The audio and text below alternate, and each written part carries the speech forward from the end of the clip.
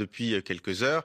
Ça a été dénoncé d'ailleurs hier par le compte French Response, donc c'est le compte de réponse du Quai d'Orsay. Il y a des fausses informations, c'est-à-dire des mails créés de toutes pièces pour laisser penser qu'Emmanuel Macron serait impliqué dans le scandale Epstein. Et là, je parle bien d'accusations liées à la pédocriminalité. Je me permets de le citer parce que ça a été partagé par le Quai d'Orsay. C'est notamment le fait qu'Emmanuel Macron aurait demandé de jeunes garçons dans l'hôtel particulier avenue Foch, évidemment, ce qui est Donc totalement faux. c'est fake. Évidemment fake, c'est basé sur des emails qui sont des faux emails. des faux emails. Et ce matin, en fait, on apprend notamment que cette opération est liée, selon la France, à une opération d'ingérence russe. Alors cette opération d'ingérence russe, on la connaît bien, elle s'appelle Storm 1516.